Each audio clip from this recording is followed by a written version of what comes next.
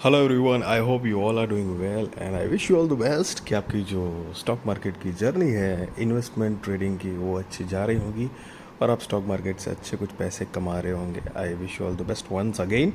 और चलिए, तो एक नया आईपीओ आने वाला है, उसकी डिटेल्स देख लेते हैं। आईपीओ का नाम जो है वो वरिया क्रिएशंस लिमिटेड नाम है। आईपीओ डेट जो है वो 22 अप्रैल 2024 से लेकर 25 अप्रैल 2024 तक है। फेस वैल्यू 10 रुपये पर शेयर। प्राइस जो है वो 150 रुपये पर शेयर है।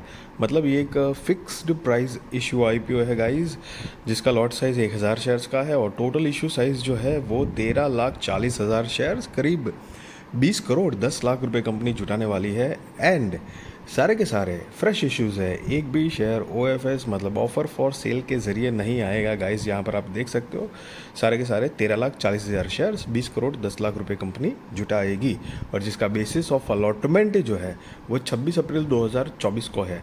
इनिशिएशन ऑफ रिफंड की डेट 29 अप्रैल 2024 है।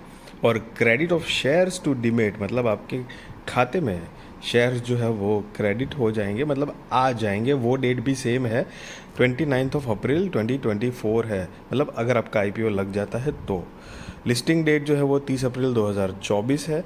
Cut off time for UPI mandate confirmation शाम को 5 बजे 25 अप्रैल 2024 है गाइस। इशू टाइप जो मैंने आपको बताया फिक्स्ड प्राइस इशू आईपीओ है। लिस्टिंग जो है वो बीएसई एसएमई है। सो ये guys small and medium enterprises का आईपीओ है, मेन बोर्ड आईपीओ नहीं है। सो इनके हिसाब का अगर आइडिया नहीं है कि मेन बोर्ड आईपीओ और एसएमई आईपीओ में क्या फ़र्क होता है, मैंने डिस्क्रिप्शन में एक वीडियो की लिंक दी है। What is SME IPO, brief information है। मेन बोर्ड आईपीओ और एसएमई आईपीओ में फ़र्क क्या होता है, फ़ायदा नुकसान क्या है, अगर आप चाहो तो जाकर देख सकते हो guys. Share holding pre issue 34,50,000, share holding post issue 47,90,000 है। और मार्केट मेकर पोर्शन जो है वो 70,000 शेयर्स का है। S V C M securities के बिहाफ पे रखे गए हैं, जो कि ये पर्टिकुलर आईपीओ के लिए मार्केट मेकर पोर्शन बने हैं। एक तरह से यूँ समझ लो कि आई मीन मार्केटिंग करेंगे, लीड करेंगे, ताकि ज़्यादा से ज़्यादा आईपीओ एप्लीकेशन मिल पाए और आईपीओ सक्सेसफुल हो पाए, तो ये वो काम करेंगे। अब यहाँ पर आप जो मैंने बताया आपको, तो शेयर होल्डिंग पोस्ट इशू जो है वो शेयर होल्डिंग पोस्ट इशू में से अगर आप share holding pre issue minus करेंगे तो आपको फ्रेश इश्यूज़ के नंबर मिलेंगे गाइस। और रिजर्वेशन जो है वो 50-50 है, मतलब retail shares offered 50% of the net issue है, other shares offered 50% of the net issue है गाइस। और रिटेल कैटेगरी में मिनिमम हो या मैक्सिमम हो, एक ही लॉट के लिए अप्लाई करना है। 1,000 शेयर्स आ जाएंगे और 1.5 लाख रुपये आपको देने हैं गाइस।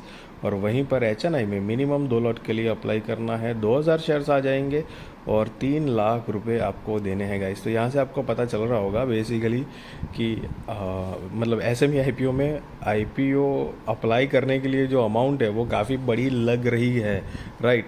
क्योंकि मेन बोर्ड आईपीओ में तो 15,000 रुपये में काम हो जाता है, आई मीन टू से आईपीओ अप्लाई कर सकते हैं। तो एसएमई आईपीओ का फॉर्मेट ही कुछ इस तरह का है गाइस कि 1 लाख रुपए से तो ऊपर की रकम ही चाहिए। ये जो प्राइस है वो वेरी करती रहती है थोड़ी मोटी, जैसे कि यहाँ पे 1.5 लाख है तो कभी 1,05,000, कभी 1,07,000, कभी 1,17,000, 1,25,000, 1,40,000 ऐसे। बट लाख रुपए से तो ऊपर की होती है।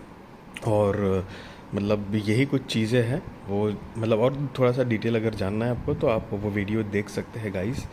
अब प्रमोटर्स देखेंगे तो कि Mrs Pooja Vineet Naheta and Mrs Sarika Amit Naheta, जो कि कंपनी के प्रमोटर्स हैं, जिनकी शेयर होल्डिंग प्री इशू 100% है, मतलब सारा का सारा स्टेक अभी उन्हीं के पास है। शेयर होल्डिंग पोस्ट इशू 72.02%, मतलब आफ्टर आईपीओ इनकी होल्डिंग 72.02% हो जाएगी। अब बिजनेस की थोड़ी ब्रीफ आइडिया ले लेते हैं, तो कि 2005 से इनकॉर्पोरेटेड है। वरिया creations limited deals in wholesale trading of gold, silver, precious stone and semi precious stones. So guys, यहाँ से आपको पता ही चल चुका होगा कि बेसिकली गोल्ड, सिल्वर स्टोन मतलब ज्वेलरी जो होती है, जो मेजॉरिटी टाइम पे गोल्ड, सिल्वर, ये स्टोन्स, प्रीशियस स्टोन्स इन्हीं से बनती है, तो उन्हीं के आसपास का बिजनेस है। हालांकि अब ये ज्वेलरी बनाती है या नहीं वो आगे उनकी प्रोडक्ट पोर्टफोलियो में देख लेते हैं। तो कि प्रोडक्ट पोर्टफोलियो जो है वो necklaces, earrings, tops, rings, bracelets, bangles, gemstones, diamonds, lab grown diamonds and pearls, तो बेसिकली गाइज ये ज्वेलरी के अंदर एक तरह से इंक्लूड है। We also create custom made jewellery based on customers requirements, जो मैंने आपको बताया। सो बेसिकली मोटा मोटी गाइज कंपनी का जो बिज़नेस है वो ज्वेलरी बिज़नेस है। और आप देख सकते हो कि 31 मार्च 2024 के अकॉर्डिंग कंपनी के पास टोटल 8 एम्प्लॉय की टीम है। अब कंपनी की फाइनेंशियल्स अगर देखेंगे कि कंपनी बेसिकली बिजनेस क्या जनरेट कर पा रही है, तो यहाँ पे 31 मार्च 2021, 22, 23 और 30 सितंबर 2023 के फाइनेंशियल्स दिए गए हैं गाइस। ये सारे फिगर लैक्स में है, मैं आपको करोड़ में कन्वर्ट करके बताऊंगा। और ये जो रिसेंट लेटेस्ट वाला जो फाइनेंशियल्स है वो हम नहीं देखेंगे, हम ईयर ऑन ईयर बेसिस का कंपेयर करेंगे, मतलब मार्च 2021, 22 और 23 का। तो चलिए असेट देखते हैं। मार्च 2021 में असेट जो थी वो 2 करोड़ 18 लाख रुपए के आसपास थी, जो कि बढ़कर मार्च 2023 में 20 करोड़ रुपए के आसपास हुई है। रेवेन्यू 12 लाख रुपए के आसपास ही थी, जो बढ़कर 5 करोड़ 38 लाख रुपए के आसपास हुई है। प्रॉफिट आफ्टर टैक्स जो कि कंपनी लॉस में थी 13 लाख रुपए के। आप देख सकते हो कि सेल्स जनरेट करने के बाद भी, मतलब जो भी अदर एक्सपेंसेस है उसके अंदर, मतलब आप सब इंक्लूड कर दो, long term borrowing, short term borrowing, lease liabilities, कुछ अदर दूसरे कुछ खर्चे वर्चे हैं, सारा मिला के भी कंपनी लॉस में थी, जो कि प्लस में हुई है 78 लाख रुपीज़ के आसपास के मार्च 2023 के अकॉर्डिंग। नेटवर्थ वो भी नेगेटिव थी 21 में 77 लाख के, जो कि पॉजिटिव हुई है 59 लैक्स के आसपास। रिजर्व्स एंड सरप्लस जो भी 2021 में नेगेटिव था 92 लाख के आसपास, जो कि 2023 में पॉजिटिव हुआ है 44 लाख रुपए के आसपास। और टोटल बोरोइंग्स जो थी वो 21 में 2 करोड़ 83 लाख रुपए के आसपास थी। और यहाँ पर 23 का और रिसेंट का नहीं दिखाया गया है, मार्च 2023 का, लेकिन 22 में वो कम होकर 44 लाख रुपए के आसपास दिखा रहा है गाइस। सो मोटा मोटी एसएमई के हिसाब से अगर आप देखेंगे तो कंपनी का जो बिज़नेस है वो ग्रोथ यस डेफिनेटली दिख रही है।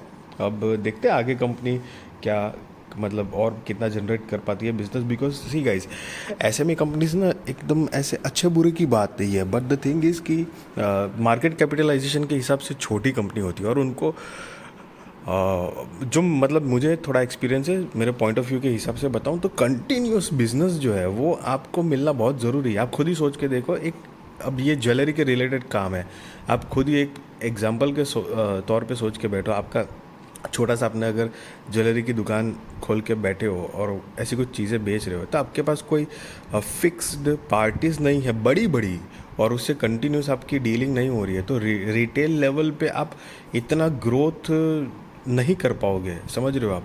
तो आपको बहुत ही स्ट्रॉन्ग कुछ पार्टीज चाहिए बिजनेस के लिए, जो जहाँ पर आपका कंटिन्यूस ग्रोथ होता रहे। सो ये एक छोटी छोटी चीज़ होती है कि वो मेंटेन करना मुश्किल हो जाता है, क्योंकि वहाँ पर अगर ब्रेक आ गई तो कंपनी का ग्रोथ जो है वो रुक जाता है, और फिर थोड़ी दिक्कत आने लगती है। ज़रूरी नहीं है कि एसएमई कंपनी है तो ये खराब ही है न, यही है ना वही है, no, it is not like that.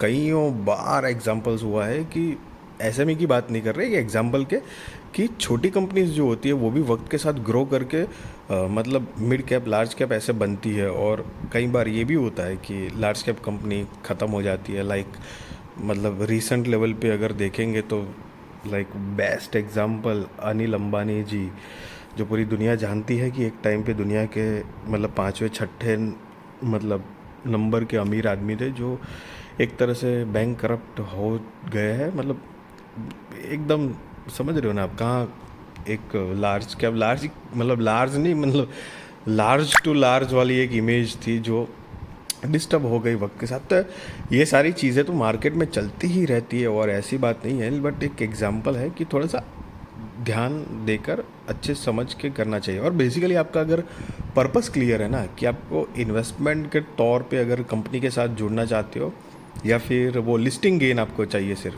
तो ज़्यादा अच्छा रहेगा। क्योंकि लिस्टिंग गेन में क्या है, अगर मिला तो ठीक है निकल जाओ, नहीं मिला तो आपका स्टॉप लॉस फिक्स कर दो कि इस पे मैं निकल जाऊंगा। इन्वेस्टमेंट है तब तो सीधी सी बात है कि वो तो थोड़ा लॉन्ग टर्म आदमी को रुकना पड़ेगा ही पड़ेगा, तो ही एक बढ़िया सा रिटर्न मिल पाएगा, समझ रहे हो।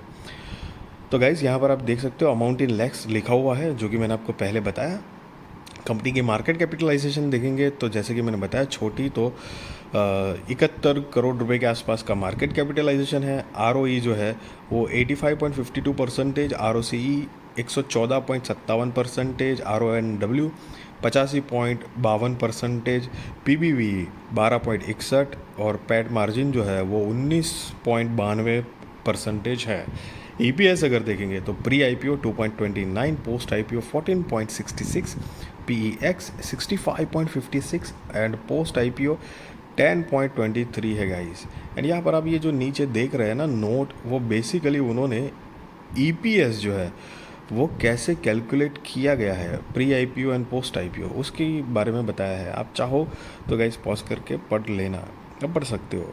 अब कंपनी के ऑब्जेक्ट ऑफ इश्यू अगर देखेंगे तो यहाँ पर कुछ मेजरली कंपनी ने 4 रीजंस दिए हैं। तो कि पहला है to finance the establishment of the new showroom, capital expenditure cost for the proposed new showroom and purchase of inventory for the proposed new showroom, purchase of inventory and general corporate purposes। देखो 4 major reasons दिए है company ने IPO लाने के लिए। So guys, be responsible trader, be responsible investor, value your money and I wish you all the best कि आपकी stock market की जो जर्नी है, इन्वेस्टमेंट हो, ट्रेडिंग हो, वो अच्छी जाए। आप अच्छे से अपना काम करिए, थोड़ी मेहनत करिए, सेल्फ स्टडी भी करिए ताकि वो हेल्पफुल हो पाए आपको। एंड यस गाइस, मैं आपको कोई मतलब ये नहीं बता रहा हूँ कि आप IPO में अप्लाई करो या ना करो, या फिर कोई बाय और सेल रिकमेंडेशन नहीं दे रहा हूँ। वो आप अपने रिस्क रिसर्च फाइनेंशियल एडवाइज़र को पूछ कर करना। वीडियो अच्छी लगी तो ज़रूर लाइक शेयर सब्सक्राइब करिए। आपके सारे कॉन्टैक्ट के साथ भी मेरी चैनल शेयर करिए ताकि उनकी भी स्टॉक मार्केट की जर्नी और भी ज़्यादा कॉन्फिडेंट, सक्सेसफुल और अवेयर हो पाएगा। Thank you so much for watching this video.